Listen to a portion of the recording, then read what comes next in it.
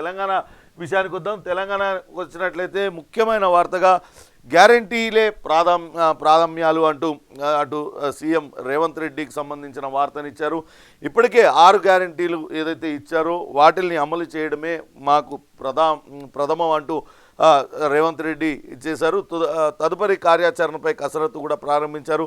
ప్రజాపాలన దరఖాస్తులపై నేడు సీఎం రేవంత్ రెడ్డి సమీక్ష నిర్వహించారు. ప్రత్యేక వెబ్సైట్ను కూడా ప్రారంభించబోతున్నారు. సీఎం రేవంత్ రెడ్డికి సంబంధించి ఇప్పటికే నెల రోజుల పాలన పూర్తయింది. నిన్న ఆయన ఒక భావోద్వేగ ట్వీట్ను కూడా సామాజిక మాధ్యమాల్లో పెట్టారు. అందరూ మీ గుండెల్లో రేవంత్ అన్నగా నిలుపుకున్నారు. మీ అందరి ఆదరాభిమానాలను అలానే నిలుపుకుంటాను. ఖచ్చితంగా ప్రజా సంక్షేమం మీ శ్రేయస్సు అభివృద్ధి లక్ష్యంగా తాను ఇకపైన పోటీ చేస్తాను. పాలకులంటే మిమ్మల్ని పాలించే వాళ్ళు కాదు, మీ సేవకులు అంటూ ఆయన నిన్న ఒక ట్వీట్ చేశారు. ఇప్పటికే ఏదైతే గ్యారంటీలు ఇచ్చారో వాటిలన్నిటికీ అమలుకు ప్రభుత్వం కట్టుబడి ఉంది. వీలైనంత త్వరగా ఆ గ్యారంటీలన్నింటినీ కూడా అమలు చేయడానికి ప్రయత్నాలు జరుగుతున్నాయి అనే వార్తను ప్రముఖంగా ప్రచురించింది. నెల రోజుల నడక ఉజ్వల భవిత వైపు అంటూ రేవంత్ రెడ్డి నిన్న చేసిన ట్వీట్కి సంబంధించింది కూడా రాశారు. తెలంగాణ ప్రజలకు తాము సేవకులమే తప్ప పాలకులం కాదని ముఖ్యమంత్రి రేవంత్ రెడ్డి అన్నారు. సంఖ్యలను తెంచి స్వేచ్ఛను పంచి జనం ఆకాంక్షలను నిజం చేస్తూ సాగిన నెల రోజుల ప్రస్థానం తృప్తినిచ్చింది అన్నారు. కాంగ్రెస్ ప్రభుత్వం నెల రోజుల పాలనపై ఆదివారం ఆయన స్పందించారు. దానికి సంబంధించి చాలామంది కూడా ఆయన చేసిన ట్వీట్ను చూసి కొంత సంతోషపడిన పరిస్థితి ఉన్నది. నిజంగానే కొంతవరకు ప్రజా సంక్షేమం కోసం కొంచెం కష్టపడుతున్నారనే మాటలు ప్రజలు మాట్లాడుకుంటున్న పరిస్థితి అయితే ఉంది. ఇక మరో ముఖ్యమైన వార్త, నిన్న అటు నీటిపారుదల శాఖ మంత్రి తో పాటు రెవెన్యూ శాఖ మంత్రి మంత్రి తుమ్మల నాగేశ్వరరావు ముగ్గురు కూడా అక్కడ సమీక్ష నిర్వహించారు. సీతారామ ప్రాజెక్టు పైన వాళ్ళందరూ కూడా నిన్న సమీక్ష నిర్వహించారు. సీతారామ ప్రాజెక్టు ప్రతిపాదిత పనులను అటు మ్యాప్లో చూపిస్తున్నారు తుమ్మల నాగేశ్వరరావు. అట్లనే మంత్రులు ఉత్తమ్ కుమార్ రెడ్డి, పొంగులేటి శ్రీనివాసరెడ్డి కూడా ఉన్నారు. ఖమ్మం జిల్లాకు చెందిన 2 మంత్రులు ఉన్నారు. మరో 70 కోట్లు వెచ్చిస్తే 1,60,000 ఎకరాలకు నీళ్లు ఇవ్వచ్చు అనేది ఆ సమీక్షలో వాళ్ళందరూ కూడా మాట్లాడుకున్నారు. మే నెలాఖరికల్లా సీతారామ ఎత్తిపోతల లింక్ కాలువలు పూర్తి చేయండి. వ్యవసాయ శాఖ మంత్రి తుమ్మల నాగేశ్వరరావు ఆదేశాలు జారీ చేశారు. దశల వారీగా ప్రాధాన్యాన్ని బట్టి పనులు చేపట్టాలి. నీటిపారుదల శాఖ ఉత్తమ్ కూడా చెప్పారు. ఇప్పటికే సీతారామ ఎత్తిపోతల పథకం కింద ఇప్పటి వరకు 7,500 కోట్లు ఖర్చు పెట్టారు. 1 ఎకరాకు కూడా సాగునీరు రాలేదు. కానీ ఇప్పుడు 70 కోట్లు ఖర్చు పెట్టి లింక్ కాలువ తవ్వితే చాలు. ఈ ఏడాది 1,60,000 ఎకరాలకు సాగునీరు ఇవ్వచ్చంటూ వ్యవసాయ శాఖ మంత్రి తుమ్మల నాగేశ్వరరావు చెప్పారు. మొత్తం మీద నిన్న ఆదివారం సెక్రటేరియట్లో సమీక్షా సమావేశాన్ని నిర్వహించారు. ఆ సమీక్షా సమావేశంలో ఈ సీతారామ ప్రాజెక్ట్ పైన త్వరితగతిన అక్కడ పనులు పూర్తి చేయాలంటూ అటు వాళ్ళు సమీక్ష అధికారులకు ఆదేశాలు జారీ చేసిన వార్తను కూడా ఇచ్చారు.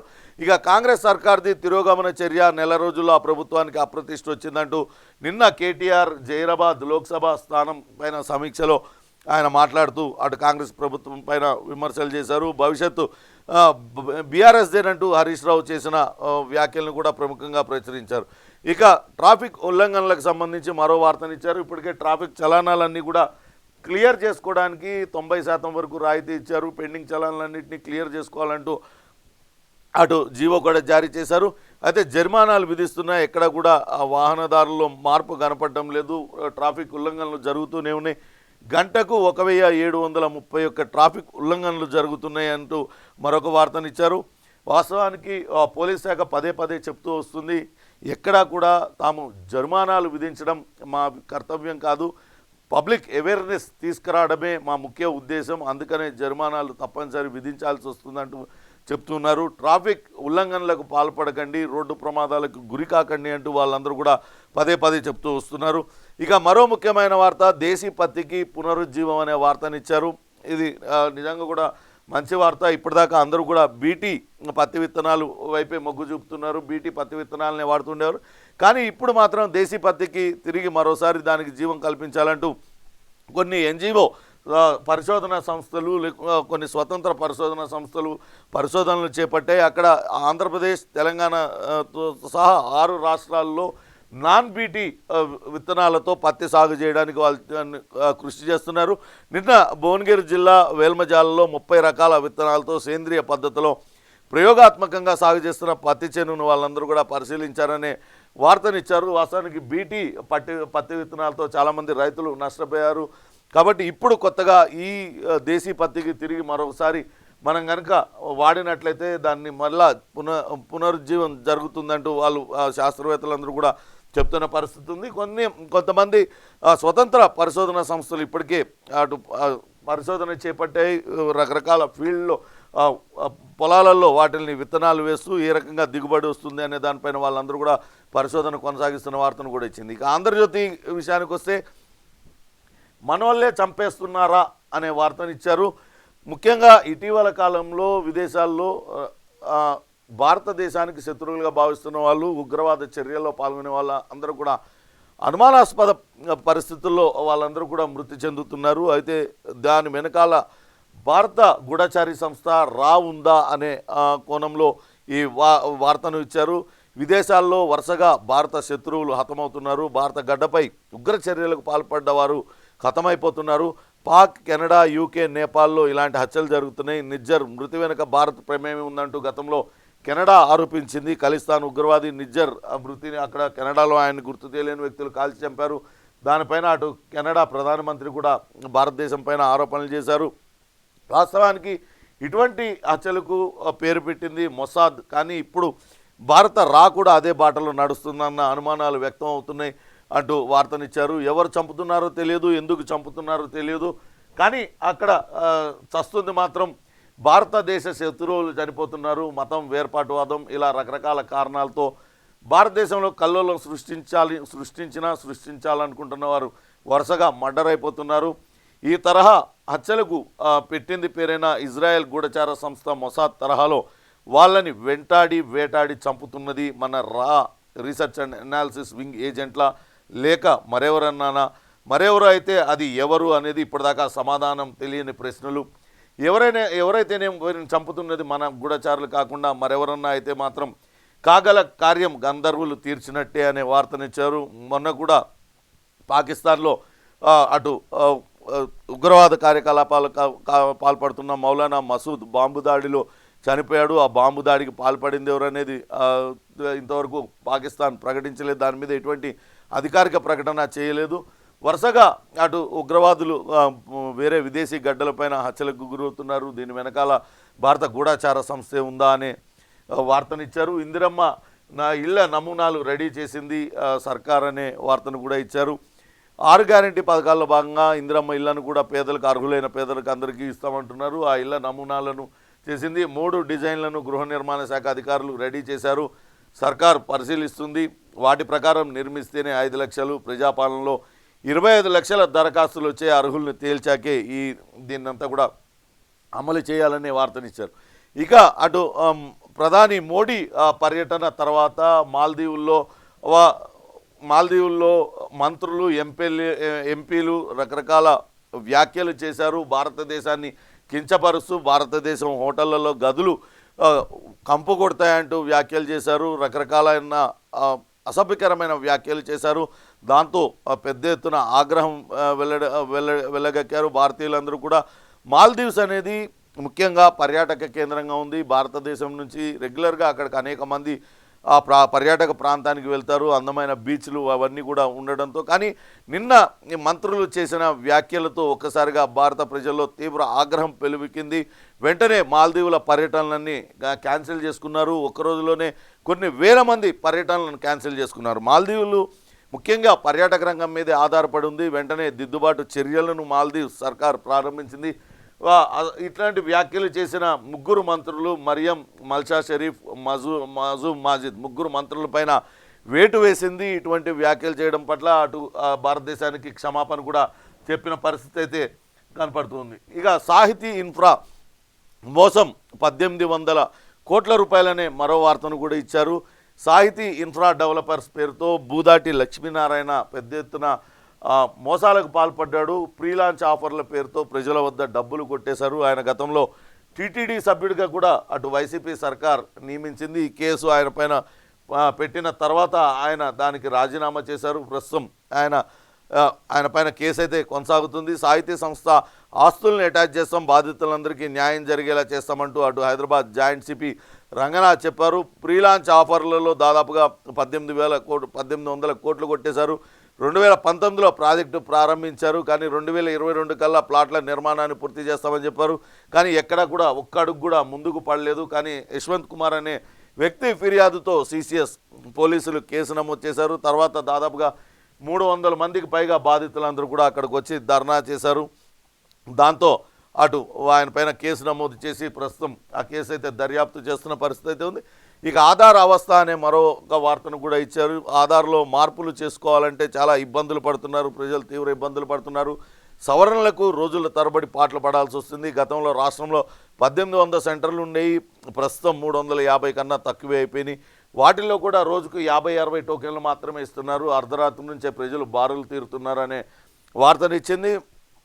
అంతకుముందు మీ సేవలో మార్పులు చేసింది, కానీ 3 ఏళ్ల క్రితం కేంద్ర ప్రభుత్వం నిలిపివేసింది. ప్రభుత్వ ఆఫీసుల్లోనే అవకాశం ఉందని చెప్తున్నారు. సెంటర్లు పెంచాలన్న విముఖత, దాంతో అటు ప్రజలందరూ కూడా తీవ్ర ఇబ్బందులు పడుతున్నారు. ఆధార్ మార్పులు చేయించుకోవాలనుకున్న వారందరూ కూడా ఇబ్బందులు పడుతున్నారనే వార్తను కూడా ఇచ్చారు. ఇక కొత్త జిల్లాలను రద్దు చేస్తే ప్రజలు ఊరుకుంటారా అనే మరో వార్తను కూడా ఇచ్చారు.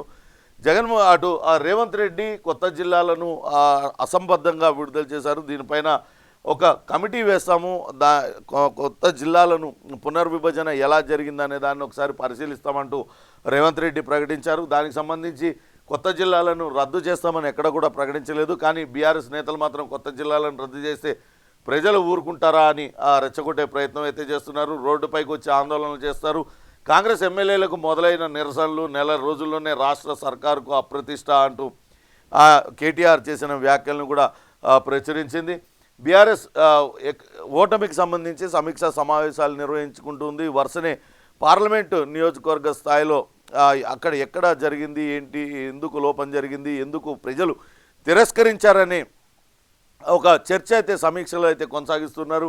నిన్న జైరాబాద్కు సంబంధించి సమీక్ష సమావేశం నిర్వహించుకున్నారు. అందులో కూడా ప్రజల తీర్పును ఇంకా కూడా వీళ్ళు అంగీకరించడం లేదు, అంగీకరించడానికి వీళ్ళకి మనస్కరించడం లేదు. ప్రజల మీదే అక్కసు వెలగక్కుతున్నారు. నిన్న కేటీఆర్ చేసిన వ్యాఖ్యలు అందుకు నిదర్శనం. మనం దళిత బంధు ఇతర పథకాలన్నీ కూడా ఇచ్చాం, కానీ అవి దక్కని వారు అసూయతో మనకు ఓట్లేయలేదనే వ్యాఖ్యలు చేశారు. తోటివాడు బాగుపడుతుంటే ప్రజలు చూడలేకపోతున్నారు. ప్రజల మీదకి ఆ ఓటమి నెపాన్ని నెట్టే ప్రయత్నం చేస్తున్నారు. మీరు సంక్షేమ పథకాలు సక్రమంగా అమలు చేయలేక మీ ఓటమిని ప్రజలు, మీ పాలన బాలేదు కాబట్టి ప్రజలు తిరస్కరించారు. ప్రజా తీర్పును గౌరవించాల్సింది పోయి ఓట్లేని ప్రజలపైన అక్కసు వెళ్ళగక్కడం ఎంతవరకు సబబు అంటూ అటు ప్రజలు కూడా తీవ్రస్థాయిలో అటు కేటీఆర్ చేసిన వ్యాఖ్యలపైన మండిపడుతున్న పరిస్థితులు అయితే ఉన్నాయి. ఇక రోడ్డుకు మోకాలడ్డు అనే మరో వార్తను కూడా ఇచ్చారు. 10,000 కోట్ల జాతీయ రహదారిపై బీఆర్ఎస్ సర్కార్ నిర్లక్ష్యం చేసింది. భారత్మాలలో మంచిర్యాల విజయవాడ హైవే మంజూరైంది. 300 కిలోమీటర్ల మార్గాన్ని సొంతంగా కేంద్రం నిర్మించనుంది. దానికి సంబంధించి 2017-18లోనే ఓకే చెప్పినా ఇంతవరకు కూడా భూసేకరణ విషయంలో ఎటువంటి ముందడుగు పడలేదు. ఆలస్యానికి గల కారణాలు చెప్పలేదు. కేంద్రంతో ఉన్న విభేదాలే కారణాలని చెప్తున్నారు. రాష్ట్ర స్థాయి అధికారుల నుంచి కింద ఉద్యోగుల వరకు ఇదే తీరు కొనసాగుతుంది. ప్రాజెక్టుకు టెండర్లు పూర్తయినప్పటికీ గత ప్రభుత్వం పట్టించుకోలేదంటూ ఒక వార్తనిచ్చారు. వాస్తవానికి 2017-18లోనే అటు 300 కిలోమీటర్ల మీద రహదారి మనకు ఓకే చేసింది. అయినా కూడా ఇంతవరకు మంచిర్యాల నుంచి విజయవాడ వరకు జాతీయ రహదారి నిర్మాణానికి టెండర్లు అయినా కానీ ఇంతవరకు భూసేకరణ చేపట్టలేదు గత ప్రభుత్వం. కేంద్ర ప్రభుత్వంతో ఉన్న గ్యాప్ నేపథ్యంలో ఇక్కడ అధికారులు కూడా అక్కడ కేంద్ర ప్రభుత్వ అధికారులు ఏదైనా సమాచారం అడిగితే కూడా వాళ్ళు కూడా సహకరించలేదనే వార్తను కూడా ఇచ్చారు. మొన్న రేవంత్ రెడ్డి దీనిపైన కూడా మాట్లాడారు. గత ప్రభుత్వం కావాలని వాళ్ళతో కయ్యానికి వెళ్ళింది, కానీ తాను కాంగ్రెస్ పార్టీ నేతగా కాంగ్రెస్ రాజకీయాలు చేస్తాను, కానీ అభివృద్ధి విషయానికి వచ్చేసరికి తెలంగాణ యొక్క ప్రతినిధిగా వెళ్ళి రాష్ట్రం నుంచి రావాల్సిన నిధులు, రాష్ట్రం మనకి చేయాల్సిన అభివృద్ధి కార్యక్రమాలను వాళ్ళతోని తాను అడుగుతాను, వాళ్ళతో సయోధ్యగా మనకి కావాల్సినవన్నీ కూడా దక్కించుకుంటాను, తెలంగాణ అభివృద్ధి తనకు ధ్యేయం అంటూ కూడా ప్రకటించారు. ఖచ్చితంగా త్వరలోనే ఈ రోడ్డుకు కూడా మోక్షం కలిగిస్తాం. దీనిపైన కూడా సమీక్ష సమావేశం నిర్వహిస్తారు. త్వరలోనే కాంగ్రెస్ ఆధ్వర్యంలో కొత్త సర్కార్ దృష్టి సారిస్తే అభివృద్ధికి బాట అనే వార్తనిచ్చారు. ఖచ్చితంగా ఒక్కొక్క శాఖకు సంబంధించి సమీక్షలన్నీ కూడా కొనసాగుతున్న నేపథ్యంలో దానిపైన కూడా త్వరలోనే దృష్టి పెడతారు. తద్వారా మంచిర్యాల విజయవాడ రహదారి కనుక ఏర్పాటైతే అటు ప్రజలకు కొంతవరకు ప్రయాణం సౌలభ్యం దక్కుతుందనే వాదన కూడా వినపడుతుంది. ఇక సాక్షి పత్రిక వచ్చినట్లయితే 40 రోజులే గడువు అనే వార్తనిచ్చారు. కాంగ్రెస్ 6 గ్యారెంటీల అమలుకు లోక్సభ ఎన్నికల షెడ్యూల్ కారణంగా 4 రోజులకు ముందు వచ్చింది గడువు. కాంగ్రెస్ పార్టీ ఏదైతే 6 గ్యారెంటీలను ఇచ్చిందో లోక్సభ ఎన్నికలకు గనక నోటిఫికేషన్ విడుదలైనట్లయితే అవి అమలు చేయడానికి సాధ్యం కాదు. కాబట్టి వీలైనంత త్వరగా వాటిని అమలు చేయడానికి కాంగ్రెస్ సర్కార్, రేవంత్ సర్కార్ ప్రయత్నాలు చేస్తున్నది. ఇంకా 40 రోజులే గడువు ఉంది అంటూ ఇచ్చింది. ఇప్పటికే 1 నెల రోజులు పూర్తయిపోయింది. ఫిబ్రవరి 2వ వారంలో ఎప్పుడైనా షెడ్యూల్ విడుదలవుతుంది. కాబట్టి వీలైనంత త్వరగా 6 గ్యారెంటీలను అమలు చేయాలి అంటూ ఇప్పటిదాకా 2 గ్యారెంటీలను అమలు చేసింది. కానీ మిగతా గ్యారెంటీలను కూడా అమలు చేయాలి త్వరగా, అందుకు ప్రయత్నాలు కొనసాగిస్తుందంటూ వార్తనిచ్చారు. మరొకటి, ప్రజాపాలన పైన నేడు సీఎం రేవంత్ రెడ్డి సమీక్ష నిర్వహించనున్నారు. ఆ మంత్రులతో ఆయన సమీక్ష నిర్వహిస్తున్నారు. అందుబాటులో ఉన్న మంత్రులు హాజరు కావాలంటూ విజ్ఞప్తి చేశారు. అభయహస్తం, అర్హుల ఎంపిక, కాళేశ్వరం తదితర అంశాలపైన చర్చించే అవకాశం ఉందంటూ వార్తనిచ్చారు. ప్రజల గుండెల్లో శాశ్వతంగా నిలిచిపోయేలా 4 రోజుల పాలనపై సీఎం రేవంత్ రెడ్డి నిన్న ఆయన చేసిన భావోద్వేగ ట్వీట్కి సంబంధించి కూడా వార్తనిచ్చారు. అలానే బీజేపీ ఈ నెలలోనే మోడీ సభలు ఏర్పాటు చేయడానికి సిద్ధమవుతుంది. నిన్న పార్టీ రాష్ట్ర కార్యాలయంలో వాళ్ళు సమావేశం నిర్వహించుకున్నారు. లోక్సభ ఎన్నికల ప్రచారానికి బీజేపీ సన్నద్ధమవుతుంది. ఈ నెలలోనే ప్రధాని నరేంద్ర మోడీ రాష్ట్రంలో 2 బహిరంగ సభల్లో పాల్గొనేలా ప్రణాళికలు సిద్ధం చేశారనే వార్తనిచ్చారు.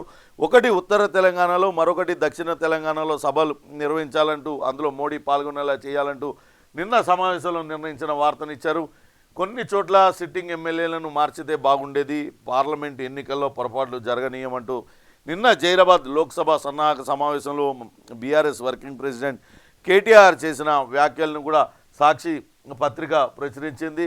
సిట్టింగుల పైన ఉన్న వ్యతిరేకతతోనే ఓడిపోయాము, ఖచ్చితంగా సిట్టింగులు మారిస్తే కొంతవరకు సత్ఫలితాలు ఇచ్చేదంటూ కూడా ఇచ్చారు. ఇంకా వెలుగు పత్రిక చూసినట్లయితే ఆర్థిక వ్యవస్థను సెట్ చేద్దాం, గాడిన పెట్టేందుకు రాష్ట్ర ప్రభుత్వం కసరత్తు అనే వార్తను ప్రముఖంగా ప్రచురించింది. మొత్తం తెలంగాణ ఆర్థిక వ్యవస్థ అంతా కుదేలైపోయింది. అటు మొత్తం అప్పుల పాలు తెలంగాణను చేశారు. దీనిపైన ఇప్పటికే సమీక్ష నిర్వహించారు, వైట్ పేపర్ని కూడా రిలీజ్ చేశారు. ప్రస్తుతం ఆర్థిక వ్యవస్థ అస్తవ్యస్తంగా ఉంది. దీన్ని కనుక సెట్ చేసి గాడిన పెట్టాలని ప్రభుత్వం నిర్ణయించుకుంది. అప్పులు, దుబారా ఖర్చులు తగ్గించాలని నిర్ణయం, తక్కువ వడ్డీకి దొరికే లోన్ల వైపు మొగ్గు చూపుతుంది. సొంతంగా నిధులు సమకూర్చడం పైన కూడా ఫోకస్ పెట్టింది. ఫైనాన్షియల్ ఎక్స్పర్ట్స్ సలహాలు, సూచనలతో ముందుకెళ్తుంది. ఇప్పటికే ఆర్బీఐ మాజీ గవర్నర్ రఘురాం రాజన్తో అటు సీఎం రేవంత్ రెడ్డి, బట్టి విక్రమార్క భేటీ అయ్యారు. వచ్చే బడ్జెట్ ఉన్నది ఉన్నట్టు రూపొందించాలని అధికారులకు ఆదేశాలు జారీ చేశారు. మొత్తం మీద రాష్ట్ర ఆర్థిక పరిస్థితిని గాడిన పెట్టేందుకు ప్రయత్నాలు అయితే కొనసాగిస్తున్నారు. రాష్ట్ర ఆర్థిక పరిస్థితిని నెపంగా చూపించి ఇటు ఏదైతే సంక్షేమ పథకాలను అమలు చేయడాన్ని తప్పించుకోవాలని చూస్తుందంటూ పదే పదే బీఆర్ఎస్ నేతలు విమర్శిస్తున్నారు. కానీ వెనక్కి తగ్గేది లేదు, ఖచ్చితంగా అన్నింటినీ కూడా సెట్ చేస్తాం, అట్లనే ఇచ్చిన ప్రతి హామీని నెరవేరుస్తామంటూ అటు కాంగ్రెస్ పార్టీ నేతలు వాళ్ళు పదే పదే చెప్తూ వస్తున్నారు. ఇక సంఖ్యలను తెంచి స్వేచ్ఛను పంచినామంటూ నిన్న రేవంత్ రెడ్డి ఏదైతే ట్వీట్ చేశారో దాన్ని ముఖ్యమైన వార్తగా ఇచ్చారు. ప్రజల ఆకాంక్షలను నిజం చేస్తూ ముందుకు సాగుతున్నామంటూ సీఎం రేవంత్ రెడ్డి అన్న మాటల్ని ముఖ్యమైన వార్తగా ఇచ్చారు. పాలకులం కాదు సేవకులం అన్న మాటను నిలబెట్టుకున్నాం, రేవంత్ అన్నగా నన్ను జనం గుండెల్లో పెట్టుకున్నారు, 4 రోజుల పాలన తృప్తిని, కొత్త అనుభూతిని ఇచ్చిందని సీఎం రేవంత్ రెడ్డి చెప్పారు. ఖచ్చితంగా రాబోయే రోజుల్లో కూడా ప్రజల ఇచ్చిన హామీలను తాను ఖచ్చితంగా నెరవేరుస్తాను, ప్రజారంజక పాలన చేయడానికి తాను సిద్ధంగా ఉన్నానంటూ ఆయన నిన్న సోషల్ మీడియాలో పోస్ట్లో పెట్టారు. ఇక ఏప్రిల్ మేలో టెట్ నిర్వహణకు ప్రపోజల్స్ రెడీ చేస్తుంది స్కూల్ ఎడ్యుకేషన్ ఆఫీసర్లందరూ కూడా అనే వార్తనిచ్చారు. ఇప్పటికే అటు ఉద్యోగాలు భర్తీ చేయాలంటూ సీఎం రేవంత్ రెడ్డి ఆదేశించారు. పాఠశాల లేని గ్రామం ఉండకూడదు, అట్లనే టీచర్ లేని పాఠశాల కూడా ఉండకూడదంటూ ఆయన ఆదేశాలు జారీ చేశారు. ఎక్కడెక్కడైతే ఖాళీలు ఉన్నాయో ఆ ఖాళీలన్నీ కూడా భర్తీ చేయాలని హామీ చేయడంతో త్వరలోనే టెట్ నిర్వహించడానికి ప్రపోజల్స్ రెడీ అవుతున్నాయనే వార్తనిచ్చారు. ఇక మరో వార్త నిన్న దారుణం చోటు చేసుకుంది. రామంతపూర్లో సొంత తల్లినే కొడుకు కోడలు కలిసి హత్య చేశారు. ఆస్తి కోసం ఈ దారుణానికి పాల్పడ్డారు. ఆస్తుల కోసం అయిన వాళ్ళను కూడా కడదేరుస్తున్న పరిస్థితి నెలకొనుంది. ఆ తల్లి ఆ ఇల్లు అమ్ముకోవడానికి నిరాకరించడంతో ఆమెని హత్య చేశారు. అయితే అంత్యక్రియల సమయంలో వచ్చిన బంధువులకు అనుమానం రావడంతో ఆమె సహజ మరణం కాదని అనుమానం రావడంతో వాళ్ళు అడ్డుకున్నారు. ఆమె శరీరంపై రక్తపు మరకలు కనిపించడంతో పోలీసులకు ఫిర్యాదు చేశారు. అయితే ఈ దారుణానికి పాల్పడ్డ ఆ కొడుకు అనిల్ అట్లనే భార్య తిరుమల ఇద్దరిని అరెస్ట్ చేశారు. అలానే అనిల్ సోదరుడిని కూడా అనిల్ స్నేహితుడిని కూడా అరెస్ట్ చేశారు. మొత్తం 3 నిందితులు ఈ హత్యకు పాల్పడినట్లుగా పోలీసుల విచారణలో వెల్లడైంది. ఇక అడ్డగోలుగా యాంటీబయాటిక్స్ అనే మరొక వార్తను కూడా ఇచ్చారు. అవసరం లేకున్నా ప్రజలు ఎక్కువగా యాంటీబయాటిక్స్ వాడుతున్నారు. దీనివల్ల రాబోయే రోజుల్లో భవిష్యత్తులో ఇబ్బందులు పడతారు, రోగ నిరోధక శక్తి తగ్గిపోతుందంటూ చెప్తున్నారు. 6% మంది పేషెంట్లకే డయాగ్నోసిస్, 94% మందికి అంచనాతోనే యాంటీబయాటిక్స్ రాస్తున్న డాక్టర్లు. విచ్చలవిడి వాడకం ప్రమాదం అంటూ హెచ్చరిస్తున్నారు నిపుణులు. ఎన్సిడిసి సర్వే చేసింది, 20 హాస్పిటల్స్లో సర్వే చేసింది. ఉస్మానియా హాస్పిటల్తో సహా ఎవరైనా సరే చిన్నపాటి జలుబు లేకుంటే జ్వరంతో వెళ్ళినా కానీ వెంటనే డాక్టర్లు యాంటీబయాటిక్ రాసేసి వాళ్ళని యాంటీబయాటిక్స్ వాడేలా చేస్తున్నారు. కానీ ఇది భవిష్యత్తులో చాలా ఇబ్బందులు పడాల్సి వస్తుంది. అడ్డగోలుగా యాంటీబయాటిక్స్ వాడకూడదంటూ హెచ్చరిస్తున్నారు. ఖచ్చితంగా ఎవరైనా చిన్నపాటి జలుబులు వాటికి వస్తే న్యాచురల్ రెమెడీ ఇంట్లోనే అనేక మనకు మందులు ఉంటాయి, రోజువారీ వంటల్లో వాడేవి. వాటిల్ని వంటింటి చిట్కాలతో కొంతవరకు ప్రయత్నించాలి. మరీ ఎక్కువ అనారోగ్యానికి గురైనప్పుడు మాత్రమే యాంటీబయాటిక్ తప్పనిసరి అయితే మాత్రమే యాంటీబయాటిక్ని వాడండి, లేకుంటే భవిష్యత్తులో అనేక ఇబ్బందులను ఎదుర్కోవాల్సి వస్తుంది. మరొకటి దిశ పత్రికలో అంచనాలపై పంచనామా అనే వార్తనిచ్చారు. బీఆర్ఎస్ హయాంలో చేపట్టిన నిర్మాణాలపైన సర్కార్ ఫోకస్ పెట్టిందంటూ మరో వార్తనిచ్చారు. సెక్రటేరియట్ కొత్తగా నిర్మించారు, మొత్తం కూల్చి నిర్మించారు. దీనిపైన అన్ని పార్టీలు కూడా అభ్యంతరాలు వ్యక్తం చేశాయి. మరో 10 ఏళ్ళైనా కానీ ఆ సెక్రటేరియట్ అలానే వాడుకోవచ్చు. పాత సెక్రటేరియట్ ఇప్పుడు కూల్చి ఇంత పెద్ద ఎత్తున ప్రజాధనం దుర్వినియోగం చేయడం ఎందుకు అంటూ అప్పుడే అభ్యంతరాలు లేవనెత్తారు. కానీ అప్పుడు ఉన్న బీఆర్ఎస్ సర్కార్ అటు ప్రతిపక్షాల అభ్యంతరాలను, ప్రజా సంఘాల ఆందోళనను ఏమాత్రం పట్టించుకోలేదు. ఉన్న పలంగా అటు అసెంబ్లీని పాత సెక్రటేరియట్ను కూల్చివేసి ఆ ప్లేస్లో కొత్త సెక్రటేరియట్ను నిర్మించింది. అటు మరొకటి అమరవీరుల కోసం అంటూ ఒకటి అమరవీరుల స్తూపం కట్టింది. దీనిపైన కూడా పెద్ద ఎత్తున విమర్శలు చెలరేగాయి. అమరవీరుల కుటుంబాలకు ఆర్థికంగా ఆదుకుంటాం, వాళ్ళకి ఉద్యోగాలు ఇస్తామంటూ చెప్పారు. కానీ కొంతమందికి మాత్రమే ఇచ్చారు, మిగతా వాళ్ళని గాలికి వదిలేశారు.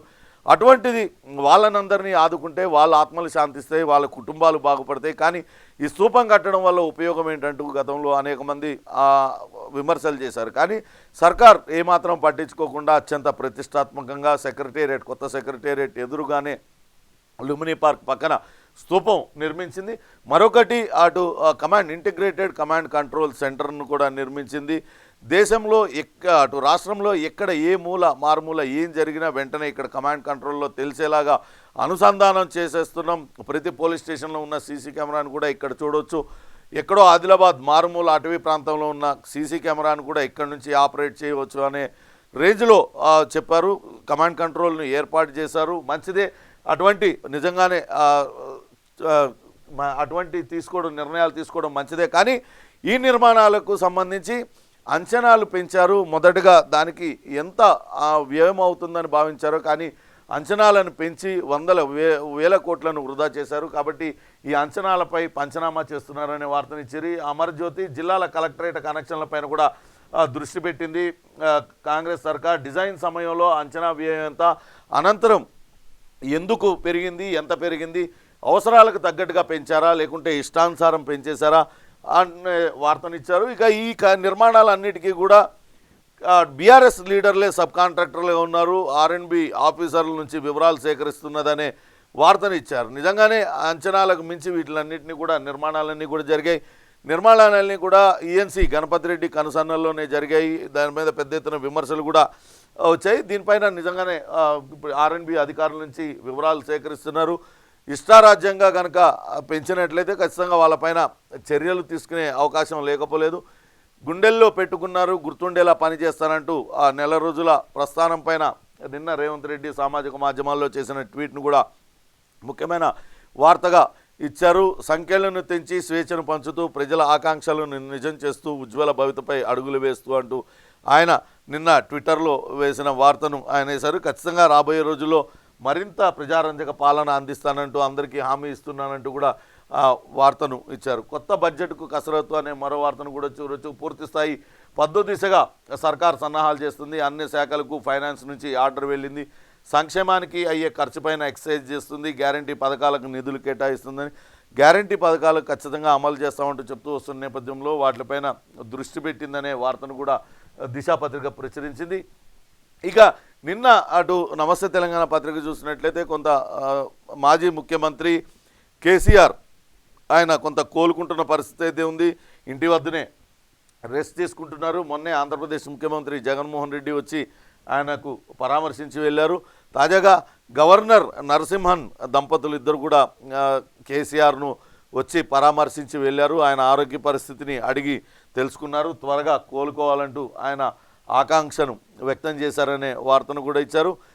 తెలంగాణ పదాన్ని చెరిపేసే కుట్ర జరుగుతుంది, అబద్ధం ముందు అభివృద్ధి ఓడిపోయింది అంటూ నిన్న కేటీఆర్ చేసిన వ్యాఖ్యలను ప్రముఖంగా ప్రచురించింది. బీఆర్ఎస్ లేకుంటే రాష్ట్రానికి ముప్పే అనే వార్తను ఇచ్చింది. తెలంగాణ పదాన్ని చెరిపేసే కుట్ర అనేది చూశారు. అసలు వాస్తవానికి తెలంగాణ రాష్ట్ర సాధన కోసం అప్పట్లో అన్ని సంఘాలు, ప్రజా సంఘాలన్నీ కూడా పోరాటం చేసినాయి. తెలంగాణ రాష్ట్ర సమితి టీఆర్ఎస్ను మార్చి బీఆర్ఎస్ చేసిందే ఆ పార్టీ నేతలే ఇప్పుడు తెలంగాణ పదాన్ని చెరిపేసే కుట్ర అంటున్నారు. అంటే ఓటమిని జీర్ణించుకోలేక అటు అక్కసు వెలుగక్కుతున్నారనే విమర్శలు ప్రస్తుతం వస్తున్నాయి. ఎందుకు ఓడిపోయామనేది సమీక్ష చేసుకోవాలి. తిరిగి మనం ప్రజలకు మంచి చేసి గెలవాలి. కానీ ఓటమికి కారణమైన ప్రజల మీద అక్కసు వెలగక్కడం ఎంతవరకు సమంజసం? మీరు అభివృద్ధి చేయలేదు కాబట్టే ప్రజలు మార్పు కోరుకున్నారు. ఆ మార్పు కోసమే ఓటు వేశారు. ప్రజా నిర్ణయాన్ని, ప్రజా తీర్పుని గౌరవించాలి. కానీ ఇటువంటి అహంకారపూరిత వ్యాఖ్యలు చేయకూడదంటూ సొంత పార్టీ నేతలే కొంతవరకు విమర్శిస్తున్న పరిస్థితి. ఇటువంటి అహంకారపూరిత చేష్టల వల్ల, అహంకారపూరిత వ్యాఖ్యల వల్లే తాము నష్టపోయామనే వాదనను సొంత పార్టీ నేతలు కూడా చెప్తూ ఉన్నారు. ప్రజాపాలనకు ఎంట్రీ కష్టాలనే మరో వార్తను కూడా ఇచ్చారు. 10 రోజుల్లో 1,25,00,000 దరఖాస్తులు ఆన్లైన్లో నమోదు చేయడం అసాధ్యమే. ఒక్క ఆపరేటర్ రోజుకు 60 మాత్రమే పూర్తి. మరోవైపు వెంటాడుతున్న సర్వర్ సమస్యలు, చేతులెత్తేస్తున్న డేటా ఎంట్రీ ఆపరేటర్లు, ప్రజాపాలన దరఖాస్తులపై సైబర్ నేరగాళ్ల కళ్ళు అనే వార్తను కూడా ఇచ్చింది. ప్రజాపాలనకు ఎంట్రీ కష్టాలు అని అంటే దాదాపుగా 1,25,00,000 మంది దరఖాస్తులు చేసుకున్నారు. గత ప్రభుత్వంలో మాకే హామీలు, మాకు ఎటువంటి పథకాలు మాకు అందలేదు అని ఆవేదనతో వాళ్ళు 1,25,00,000 మంది ఇప్పుడు దరఖాస్తు చేసుకున్నారు. వీళ్ళందరూ కూడా ఎటువంటి పథకాలు గత ప్రభుత్వంలో పొందని వాళ్ళనేది గుర్తిరగాలి. ఆన్లైన్లో నమోదు చేయడం అసాధ్యమే అంటూ ముందుగానే చెప్పేస్తున్నారు. ఈ రోజు నుంచి ఆన్లైన్లో నమోదు చేసే ప్రక్రియ ప్రారంభం కాబోతుంది. ఒక ఆపరేటర్ రోజుకు 60 మాత్రమే పూర్తి. అవసరమైనంత మంది సిబ్బందిని పెట్టి దీన్ని ఎంట్రీ చేయించేందుకు ఏదైతే ప్రజాపాలనలో వచ్చిన దరఖాస్తులు అన్నిటినీ కరెక్ట్గా చూసి స్క్రూటినీ చేసేందుకు తగినంత సిబ్బందిని కూడా ప్రభుత్వం నిర్ణయిస్తుంది. ఇక ప్రజాపాలన దరఖాస్తులపై సైబర్ నేరగాళ్ల కన్నాని వచ్చింది. ఖచ్చితంగా ఇది అందరూ కూడా గుర్తుంచుకోవాలి. మీకు ఎటువంటి ఓటీపీలు కూడా ప్రభుత్వం నుంచి రావు. కానీ సైబర్ నేరగాళ్ళు మాత్రం మీరు ప్రజాపాలనలో దరఖాస్తు చేసుకున్నారు, దీనికి ఒక ఓటీపీ వస్తుంది, దాని ఓటీపీ కనుక చెప్పినట్లయితే మీ దరఖాస్తు ఎంట్రీ అయినట్టు, లేకుంటే కాదు అంటూ కొత్త ఎత్తు వేశారు. కాబట్టి అందరూ జాగ్రత్తగా ఉండండి. ప్రభుత్వం మీకు ఎటువంటి ఓటీపీ పంపించదు. ఆ నెంబర్ నుంచి కేవలం మీకు ఎస్ఎంఎస్ మీ దరఖాస్తు మాకు అందింది, ఈ పథకాలకు మీరు అర్హులు, లేకుంటే ఈ పథకానికి మీరు అర్హులు కాదు అనే ఎస్ఎంఎస్ మాత్రమే వస్తుంది. కాబట్టి ఎటువంటి ఓటీపీలు కూడా ప్రభుత్వం తరపున రావు. మీరందరూ కూడా సైబర్ నేరగాళ్ల పట్ల జాగ్రత్త పడాలంటూ అటు హెచ్చరిస్తున్నాము. సమాచారం ఇవ్వకుండానే హైకోర్టుకు భూమి చెప్పా పెట్టకుండా లాగేసుకున్న రాష్ట్ర ప్రభుత్వం, వ్యవసాయ ఉద్యాన యూనివర్సిటీలకు భూ కటకట, ఏకపక్షంగా ఉత్తర్వులు జారీ చేసిన సర్కార్ ప్రత్యామ్నాయ భూమి ఇవ్వడంపై చర్చే లేదు. ప్రభుత్వంపై ప్రొఫెసర్లు, విద్యార్థుల ఆగ్రహం అంటున్నారు. అదే హైకోర్టు రాజేంద్ర నగర్లో భూమిని కేటాయించాలనేది ఇప్పటిది కాదు, గత ప్రభుత్వంలో కూడా ఇదే చర్చ కొనసాగింది. అప్పట్లోనే ఆ నిర్ణయాన్ని తీసుకున్నారు. కాకపోతే అప్పుడు తీసుకున్న నిర్ణయాన్ని ఇప్పుడు వెంటనే అమలు చేశారు. అందుకు జీవో కూడా జారీ చేశారు. ఇప్పటికే ప్రధాన న్యాయమూర్తిని కలిశారు. ఆ రోజు ఇప్పుడున్న కోర్టు ఈ ప్రస్తుత అవసరాలకి సరిపోవడం లేదు కాబట్టే కొత్త కోర్టును నిర్మించుకోవాలి, అటు వీలైనంత త్వరగా ఈ సమస్యలు వివాదాలన్నీ కూడా పరిష్కరించుకోవాలి, ఇంకా మరిన్ని కోర్టుల సంఖ్య పెంచుకోవాలి అనే ఉద్దేశంతోనే అటు ప్రభుత్వం 100 ఎకరాలను కేటాయించింది. దానికి సంబంధించిన జీవోను కూడా జారీ చేసింది. త్వరలోనే అక్కడ కోర్టు నిర్మాణం కూడా స్టార్ట్ కాబోతుంది. ఇది ఈ తెలంగాణలో వార్తల విషయాలు. అటు నెల రోజుల ప్రజారంజక పాలన అయితే జరిగిందంటూ సంతృప్తిని వ్యక్తం చేస్తున్నారు ముఖ్యమంత్రి రేవంత్ రెడ్డి. ఇతర మంత్రులు కూడా ప్రజా పాలన పైన దృష్టి పెట్టారు. రాబోయే రోజుల్లో మరింత సంక్షేమ పథకాలు అమలు చేస్తూ ప్రజలకు మరింత చేరువవుతూ ఈ పాలన కాంగ్రెస్ సర్కార్ కొనసాగుతుందంటూ చెప్తూ వస్తున్నారు. ఇప్పటిదాకా దాఖలైన ప్రజాపాలన దరఖాస్తులపైన ఈరోజు ముఖ్యమంత్రి రేవంత్ రెడ్డి అందుబాటులో ఉన్న మంత్రులందరితో కూడా సమీక్షా సమావేశం నిర్వహించి వీలైనంత త్వరగా వచ్చిన దరఖాస్తులన్నింటినీ కూడా వాళ్ళకి ఏ పథకాలు అర్హులవుతారు, ఏ పథకాలకి అర్హులు కారు అనేది తేల్చాలంటూ కూడా ఆదేశాలు జారీ చేయనున్నారు. ఇది ఇవాల్టి వార్తల వెనకాల ఉన్న వాస్తవాలు. తిరిగి రేపు మరిన్ని ఇంట్రెస్టింగ్ టాపిక్స్తో మళ్ళీ కలుద్దాం. Stay tune to Big TV.